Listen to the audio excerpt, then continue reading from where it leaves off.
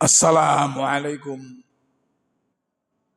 warahmatullahi wabarakatuh.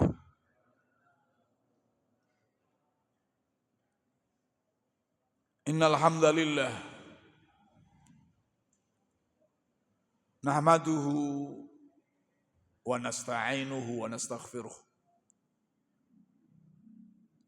wa na'udzu billahi min syururi anfusina wa min sayyiati a'malina. May yahdihillah fala mudhillalah wa may yudlil fala hadiyalah. Asyhadu an la ilaha illallah wahdahu la syarikalah wa asyhadu anna Muhammadan abduhu wa rasuluh. Allahumma salli ala Muhammadin wa ala alihi wa ashabihi ajma'in. Amma ba'd. Bapak-bapak, ibu-ibu dan saudara-saudara sekalian rahimakumullah. Tiada henti-hentinya kita bersyukur kepada Allah Subhanahu wa taala. Sebagaimana Allah juga tiada henti-hentinya memberikan nikmatnya, karunia-Nya, anugerahnya kepada kita semuanya. Maka kita bersyukur dengan meyakini bahwa nikmat itu merupakan karunia Allah semata. Kita bersyukur dengan mengucapkan alhamdulillah dan bersyukur dengan menggunakan nikmat itu sebagai sarana untuk beribadah kepada Allah Subhanahu wa taala. Salawat dan salam semoga terus tercurahkan kepada Nabi kita Muhammad sallallahu alaihi wasallam, keluarganya, para sahabatnya dan umatnya yang setia mengikuti sunnah-sunnahnya. Manakala kita bersyukur dengan tiga faktor tadi, tiga hal syukur tadi dengan hati, dengan lisan dan perbuatan, maka pada hari kiamat nanti insya Allah kita akan menerima catatan amal kita dengan tangan kanan kita, sehingga disebut dengan ashabul yamin yang penuh dengan kebahagiaan. Di surga yang penuh dengan kenikmatan yang tidak bisa dilihat oleh mata, tidak pernah dilihat oleh mata, didengar oleh telinga maupun terlintas dalam benak kita di dunia ini tentang kenikmatan surga. Sebaliknya, kalau kita tidak mensyukuri nikmat yang diberikan Allah, tidak mau mentauhidkan Allah, tidak mau mentaati Allah dan Rasul, tidak mau beribadah menjalankan syariat Allah Subhanahu wa taala, maka tentunya kita akan menerima kitab catatan kita di akhirat nanti dengan tangan kiri yang disebut dengan ashabus shimal, di mana mereka yang menerima tangan kiri ini penuh penyesalan, dan dia berharap kalaulah tidak usah menerima catatannya, tidak mengetahui hisabnya. Dia merintih bahwa harta yang dimilikinya ketika di dunia sudah tidak ada gunanya, sudah tidak bisa menolongnya, kekuasaannya telah hancur. Ma aghna anni maliyah halaka anni sultaniyah. lalu bahkan dimasukkan ke dalam neraka dan dirantai dengan rantai yang panjangnya 70 hasta. 70 hasta, rantai yang panas dari api neraka. Lalu apa yang menyebabkan?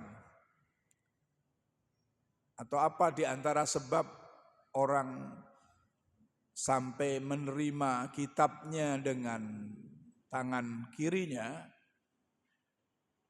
Dosa apa yang dilakukan? Itu disebutkan dalam surah Al-Haqqah ayat 33 dan 34. Allah berfirman, innahu kana la yu'minu billahil azim wa la yahuddu ala ta'amil miskin. Sesungguhnya dia dahulu tidak beriman kepada Allah yang Maha Besar. Dan juga dia tidak mendorong orang lain untuk memberikan makan kepada orang miskin. Ini diantara sebabnya. Dari dua ayat ini,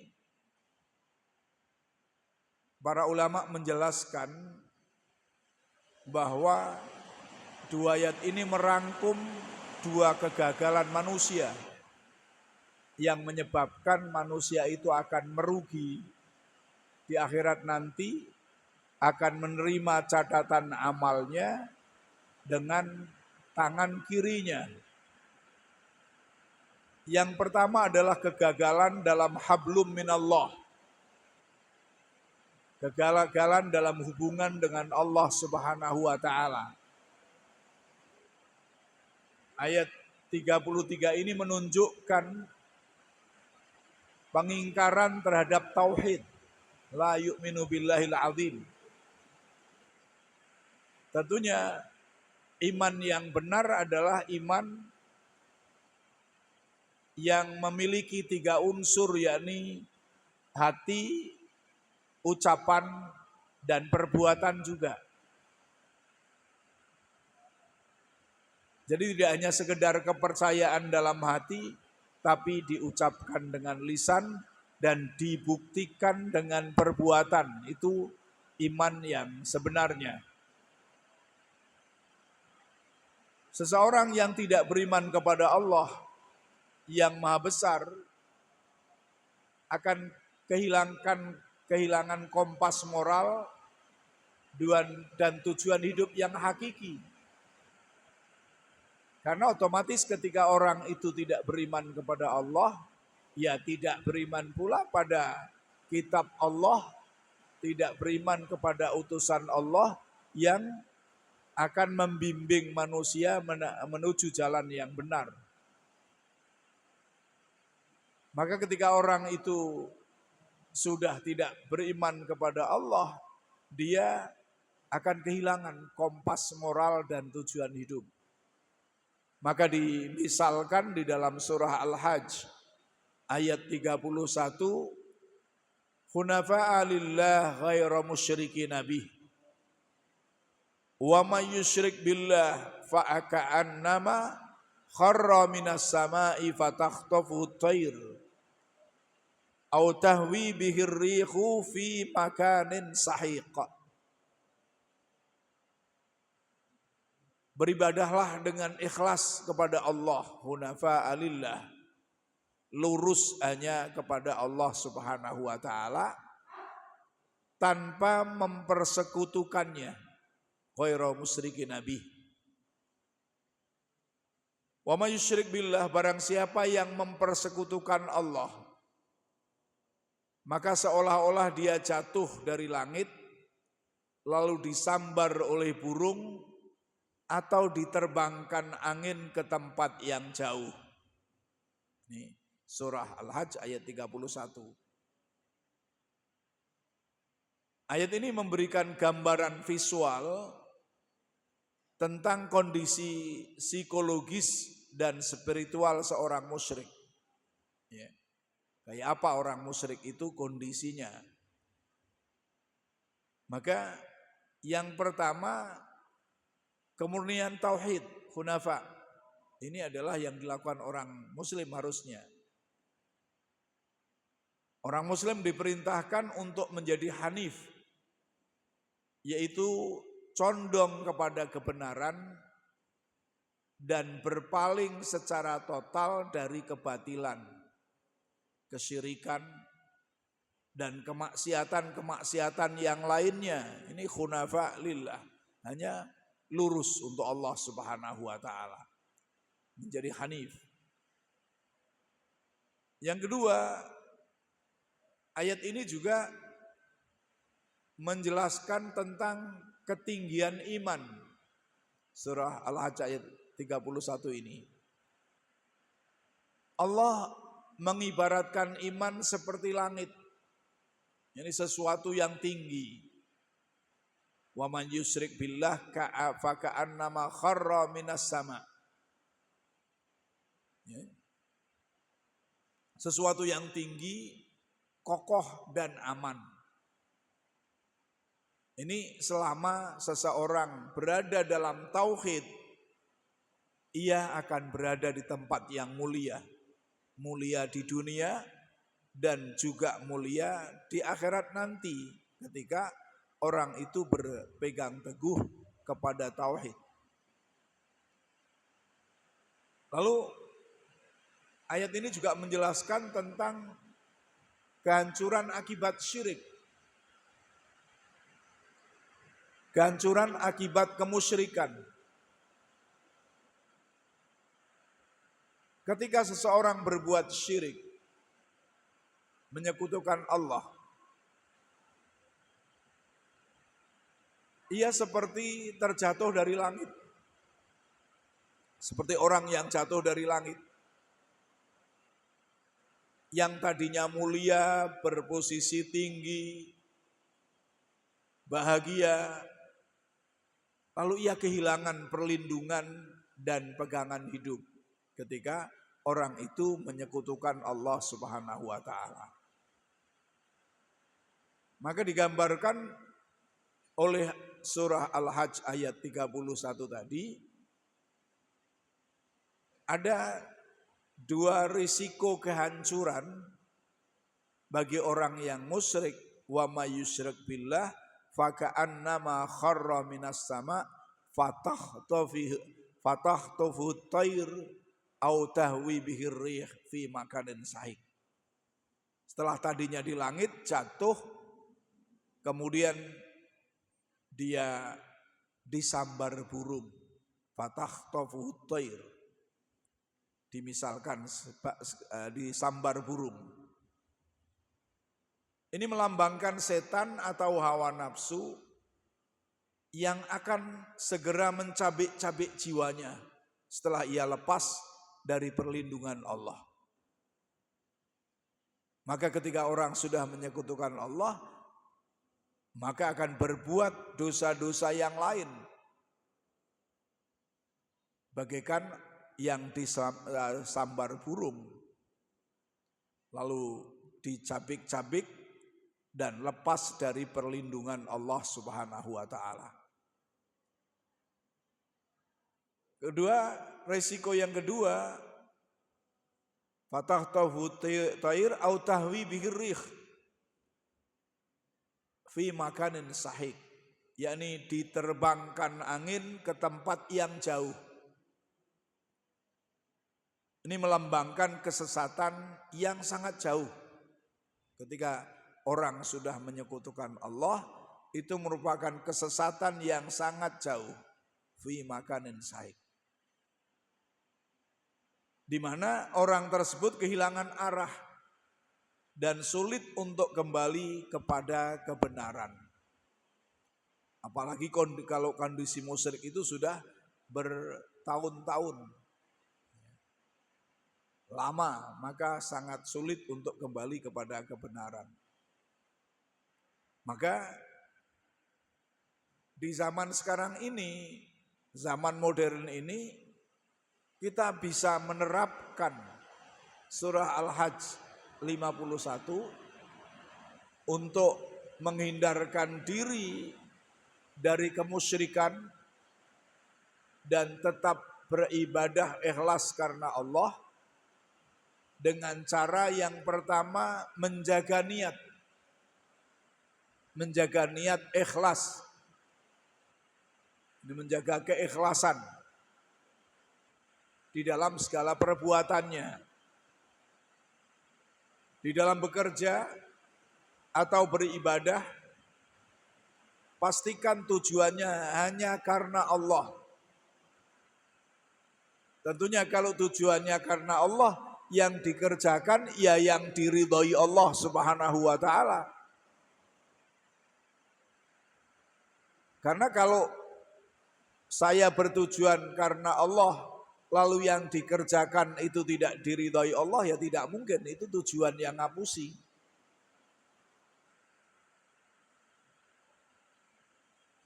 Jangan membiarkan pujian orang, riya menjadi tujuan. Jangan membiarkan tujuan-tujuan duniawi menguasai perbuatan kita. Karena riya adalah syirik kecil yang bisa membuat ketinggian amal kita jatuh. Artinya terhapus amal solehnya. Maka dikatakan la in asyrakta la yahbatanna amaluka wa la takunanna minal khasirin. Al-Qur'an mengatakan apabila kamu berbuat syirik, la yahbatanna amaluka, sungguh akan sia-sia amalmu, akan terhapus amalmu. Maka yang tadinya sudah tinggi jatuh lalu disambar burung, dibawa angin ke tempat yang jauh, artinya jauh dari petunjuk. Maka ketika kita manusia syirik, termasuk riya itu adalah syirik, maka jatuh dari ketinggian hakikatnya, amalnya terhapus. Yang kedua, agar tidak terperosok dalam syirik, juga memiliki prinsip yang teguh. Menjadi pribadi yang tidak mudah terombang-ambing oleh tren atau ideologi yang bertentangan dengan akidah. Wah, misalnya orang perempuan, iki saiki pakaian sing rame model ini. Maka jangan tertipu oleh model-model yang bertentangan dengan syariah. Oh, ini yang paling laris perdagangan adalah perdagangan kucing misalnya. Terus melu-melu dagang kucing. Padahal dagang kucing itu dilarang oleh Rasulullah Sallallahu Alaihi Wasallam. Ya. Wah, iki sing rame perdukunan terus jadi dukun. Ya, apa namanya? Belajar perdukunan untuk jadi dukun dan seterusnya. Ya. Jangan seperti itu. Ya. Ini yang yang diterima oleh masyarakat misalnya adalah ide pluralisme agama itu sama saja. Lalu kita ikut meyakini agama itu sama saja, nggak ada bedanya antara Islam dan yang lainnya, semuanya akan membawa ke surga. Jangan sampai kita terlena oleh hal-hal yang sedang ramai. Kita harus betul-betul berpegang teguh pada prinsip akidah syariah yang diberikan Allah Subhanahu wa taala. Tanpa tauhid, mental seseorang akan mudah diterbangkan angin, fataqtabihut thair tadi. Kalau tidak ada tauhid, tidak ada akidah, yang benar, maka mudah diterbangkan oleh angin. Anginnya sopo, anginnya yo setan. Karena nggak ada pegangan, nggak ada standar. Bagaikan buih di lautan, mengikuti kemana arah angin. Maka tentunya tidak ada tauhid, tidak berpegang teguh pada tauhid. Tanpa tauhid, mental seseorang kan mudah diterbangkan angin, kecemasan dan kepastian duniawi, ketidakpastian duniawi.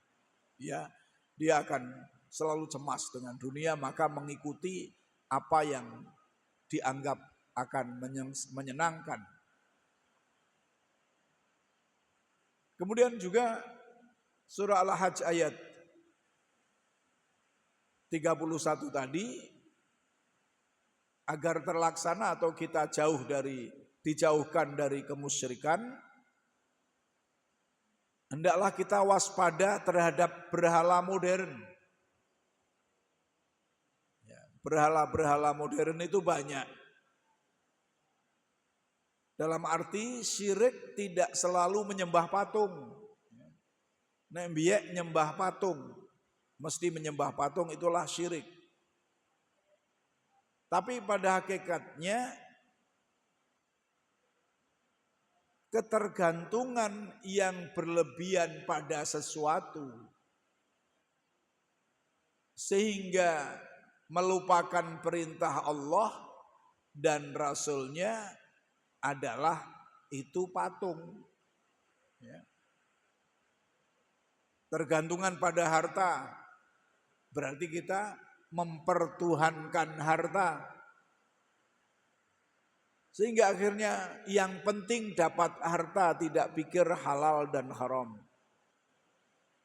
Sesudah dapat harta, menganggap bahwa harta ini yang untuk bisa melakukan semuanya, mau sombong, mau apa saja dengan hartanya, mau ngapusi orang, pokoknya dengan harta bisa segalanya.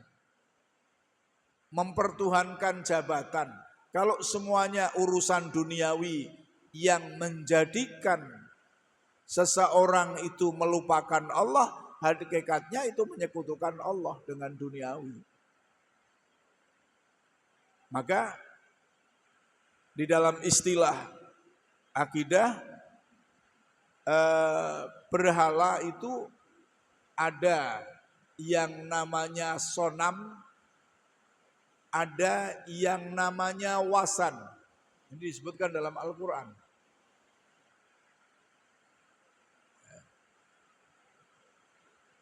Ini apa perbedaannya? Kalau sonam itu berhala yang berbentuk berhala. Patung itu namanya sonam.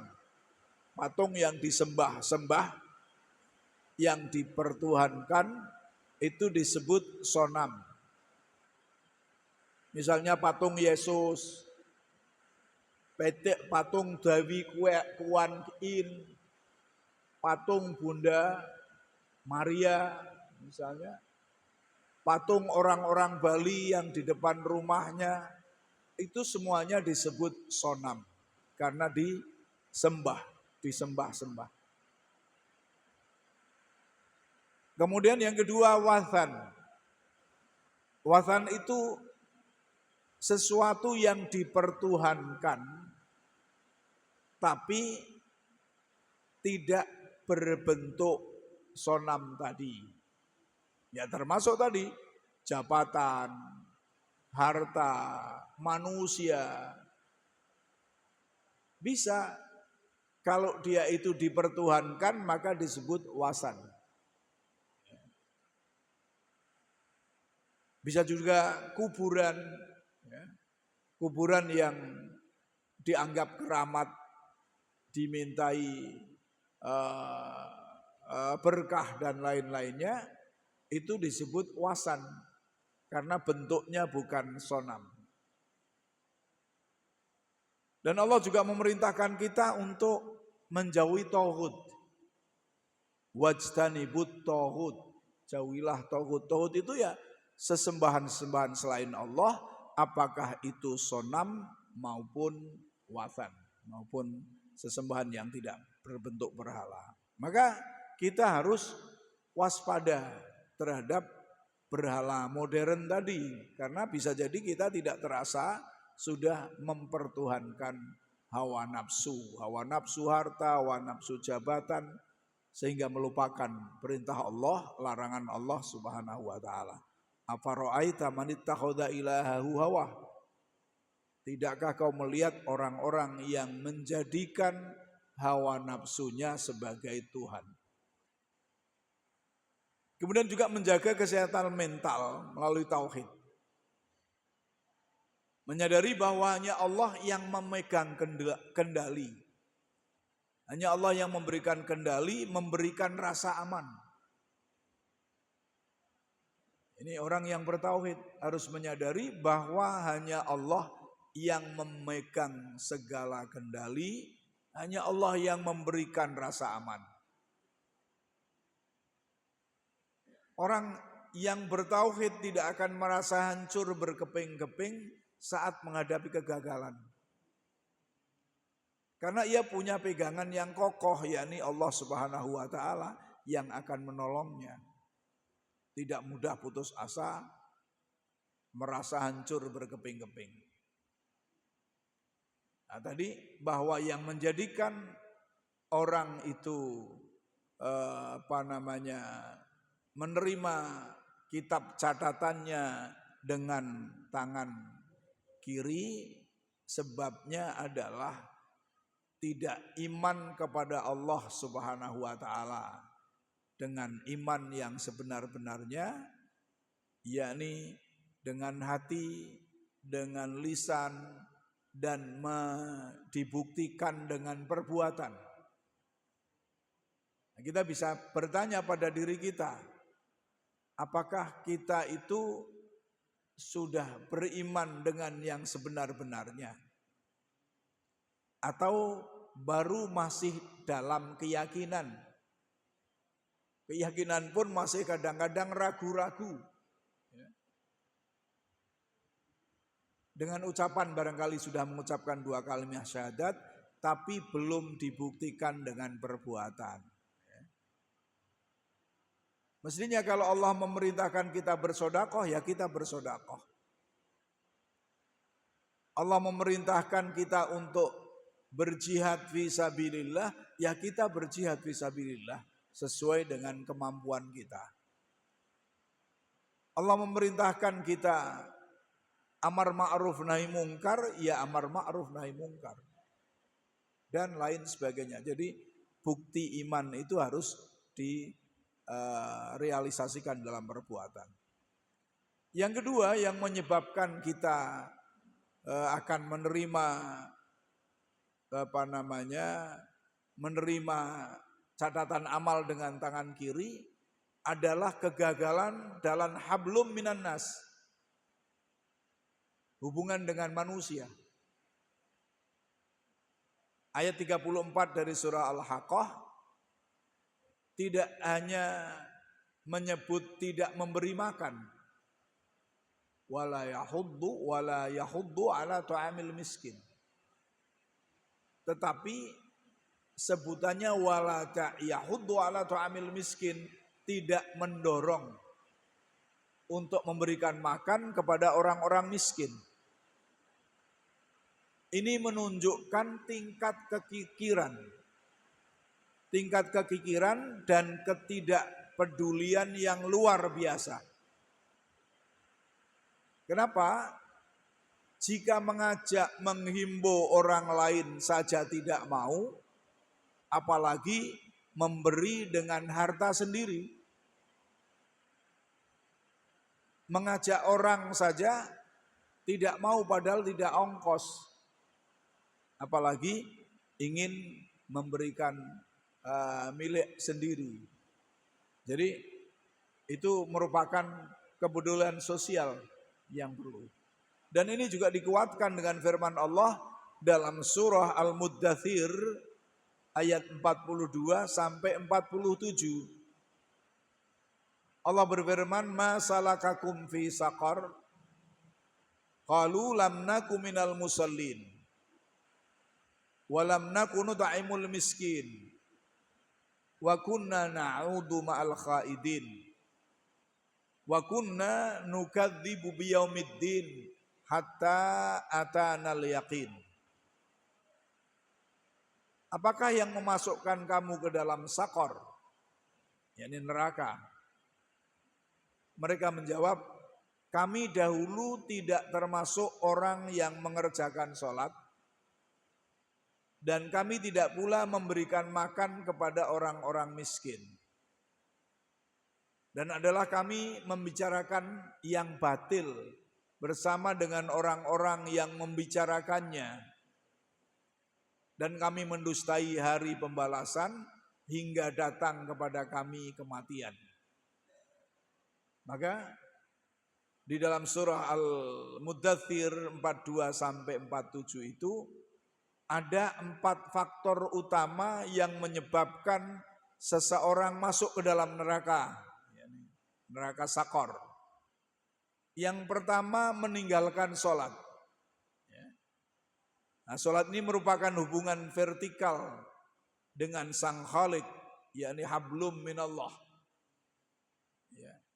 Ketika orang itu tidak mengerjakan sholat, meninggalkan sholat, orang itu meninggal sholat berarti hubungan dengan Allah terputus. Sholat adalah tiang agama, meninggalkannya berarti meruntuhkan fondasi keselamatan di akhirat. Yang kedua yang menyebabkan orang masuk ke dalam neraka adalah kikir dan kurang empati sosial, tidak mempunyai kepedulian sosial.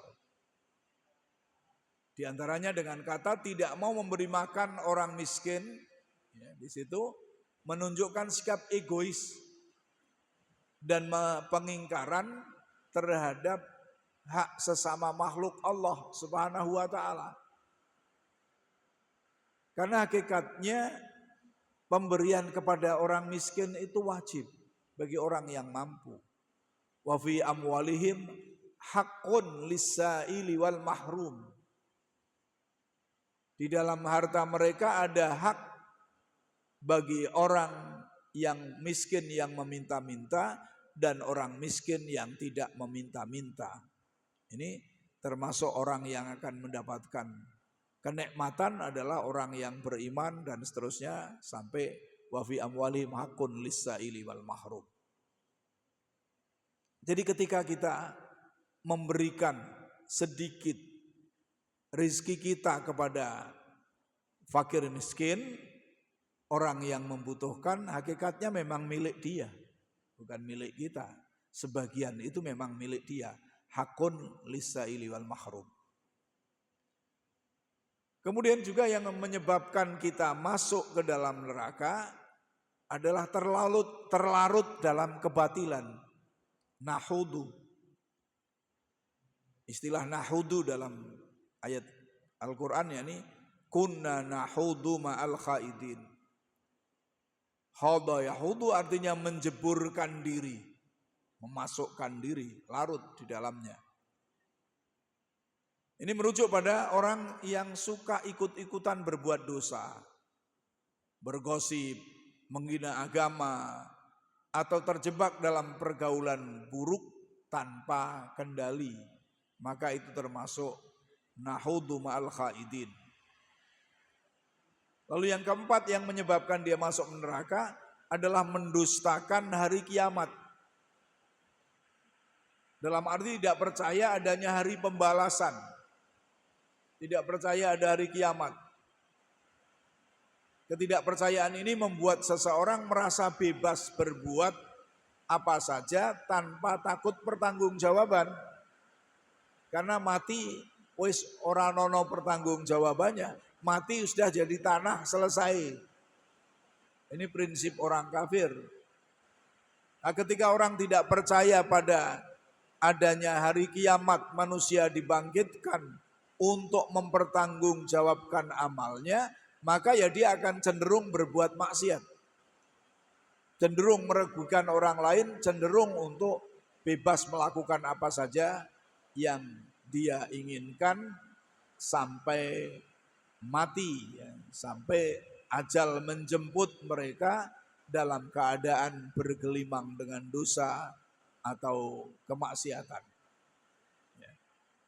Maka secara singkatnya surah Al-Muddathir ayat 42 sampai 47 ini memberikan peringatan bagaikan alarm yang mengingatkan kita agar menjaga dua hal utama, yakni yang pertama hablum minallah, dijaga dengan sholat tepat waktu dan amal soleh yang lainnya itu hablum minallah. Menjaga tauhid, tidak menyekutukan Allah, dan hablum minan nas, yakni dijaga dengan kedermawanan dan menjaga lisan dari pembicaraan yang tidak bermanfaat. Jangan sampai yahudu ma'al khaidin. Dari 4 penyebab tadi, tentunya kalau kita mau merenungkan diri, mungkin penyebab yang banyak kita derita adalah kikir, kurang berempati sosial. Ya. Sholat insya Allah kita sudah tidak pernah meninggalkan sholat. Ya. Meskipun kualitas sholatnya ya masing-masing bisa mengerti dewe-dewe, tapi secara fisiknya kita tidak pernah meninggalkan sholat. Ya.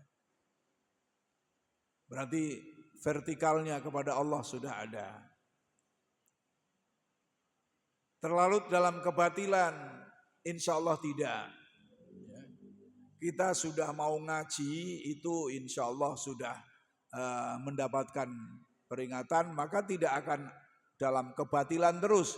Berarti kalau dulu misalnya batil, sekarang sudah bertobat, berarti sudah tidak terlarut dalam kebatilan.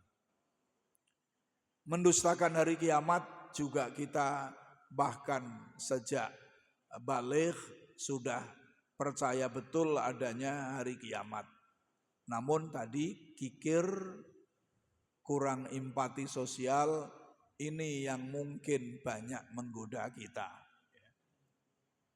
Oh sudah sedekah saya, tapi mungkin isi sidik dibandingkan yang kita miliki. Bahkan bisa jadi ada orang urung tahu sedekah belas. Karena ngerosone fakir terus, ngerosone miskin terus, nggak pernah ngeroso duwe. Ya. Ngerosone aku sing kudu nampa sedekah. Akhirnya nggak pernah sedekah sepanjang hidupnya. Ya. Bisa jadi ada. Ya. Tapi kalau yang sedekahnya ala kadarnya tidak maksimal, pokoknya sedekah itu ya mungkin kita semuanya. Ya. Kemudian apa korelasi antara iman dan sosial? Dalam ayat ini Allah menggandengkan antara iman dan kepedulian sosial, baik itu dalam surah Al-Haqqah ayat 34 maupun dalam surah Al-Muddathir ayat 42 sampai 47. Ini menandakan bahwa iman seseorang belum sempurna jika ia tidak memiliki kasih sayang terhadap sesama, khususnya fakir miskin. Jadi iman kita belum sempurna kalau belum ada kepedulian sosial. Ya. Apakah itu dengan lisan kita, apakah itu dengan harta kita, apakah itu dengan tenaga kita, harus ada kepedulian sosial tadi yang dilakukan dengan ikhlas. Ya. Tidak cukup hanya sholat puasa saja, akan tetapi harus ada zakat, ada sedekah, ada amar ma'ruf nahi mungkar. Ayat ini merupakan peringatan keras, tadzkirah, peringatan keras bagi kita bahwa Al-Quran ingin mengetuk hati kita bahwa kesalehan ritual, kesolehan ibadah mahdhah, kesolehan dalam berhubungan dengan Allah Subhanahu wa taala, apakah itu sholat, zikir, haji, puasa, dan ibadah lainnya, harus berjalan beriringan dengan kesolehan sosial, yakni berbagi, peduli terhadap lingkungan, peduli terhadap orang-orang muslim yang lain. Bahkan dalam hadis Rasulullah sallallahu alaihi wasallam menjelaskan bahwa orang muslim fi tawadihim wa tarahumihim, antara muslim yang lain dengan muslim yang lain, atau mukmin lain dengan mukmin yang lain, sebagian mereka terhadap sebagian yang lain, di dalam saling mencintai dan saling menyayanginya, kamasalil jasadil wahid, bagaikan satu anggota tubuh.